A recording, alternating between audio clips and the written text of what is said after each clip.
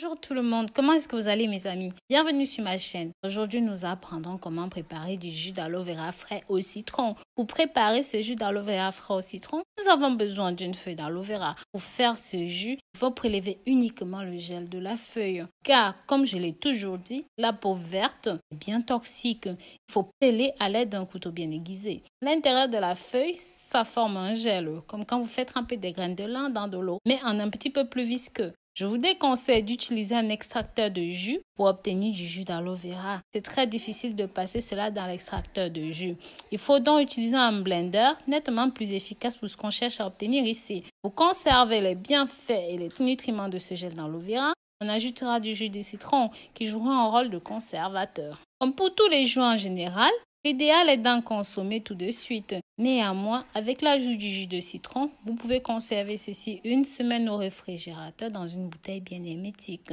Si vous n'aimez pas le goût du jus d'aloe vera, vous pouvez ajouter une cuillère à soupe de miel ou même un sirop de goyave de qualité crue ou même du gingembre. Et cela reste facultatif. Vous pouvez obtenir un gel d'aloe vera plutôt qu'un jus en supprimant un maximum d'eau dans la recette ci-après.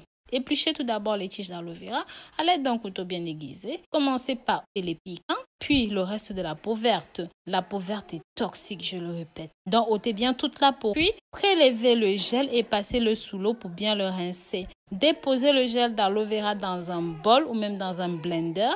Versez par-dessus votre jus de citron. Ajoutez le miel si vous en avez ou même si vous le souhaitez. Versez par-dessus un tout petit peu d'eau. Mixez bien le tout. Servez aussitôt. Versez dans une bouteille stérilisée. Stockez le reste au réfrigérateur. Avec beaucoup plus de précision, commençons par couper les feuilles d'aloe vera près de la tige. L'idée est de tirer le meilleur parti de ce mélange. Mettre immédiatement le mélange dans un verre avec de l'eau, puis laisser reposer pendant au moins 12 heures.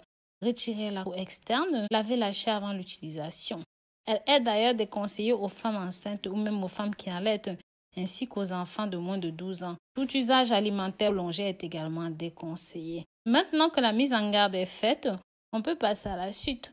Bienfaits de ceci. Les bienfaits de l'aloe vera sont nombreux. Ceci contient de nombreuses vitamines, des sels minéraux, des oligo-éléments comme la vitamine A, B1, B2, B3, B6, B9, B12. Ceci contient aussi des éléments tels que le fer, le calcium, le cuivre, le phosphore, le potassium, le chrome, le magnésium, le manganèse, le sélénium et le zinc.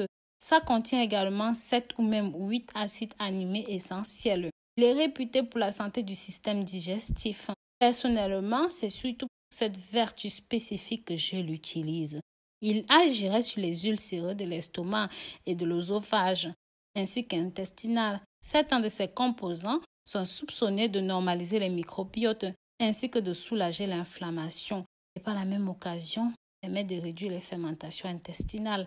La feuille d'aloe vera est aussi utilisée pour ses bienfaits sur la peau. Elle est cicatrisante, considérée comme un antioxydant. Elle est donc anti-vieillissante, que ce soit sur la peau ou même sur l'organisme. Ça agit comme un antibactérien, un antifongique et ça renforce également le système immunitaire. L'aloe vera est une plante qui vit dans un environnement sec, donc elle ne doit pas être conservée au réfrigérateur, bien trop humide pour elle. Ne la mettez pas dans l'eau, laissez-la telle qu'elle dans un endroit sec et aéré à température ambiante, même pendant l'été.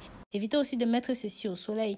Privilégiez un endroit sombre, bien aéré. Quand vous la coupez, ça va cicatriser toute seule. Si vous la conservez très longtemps, elle va perdre petit à petit son poids et il y aura de moins en moins de gel. Si vous avez aimé cette recette, n'oubliez pas de partager la vidéo dans vos médias sociaux. Je l'apprécierai vraiment. Laissez-moi toutes vos suggestions dans les commentaires.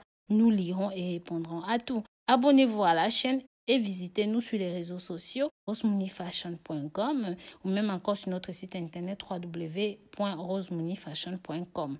Pour ma part, tout est à voir dans la vidéo suivante. Vous êtes déjà abonné, n'oubliez pas de cliquer sur la cloche pour recevoir nos notifications et toujours être au parfum de tout ce qui se passe sur ce canal. Bisous bisous.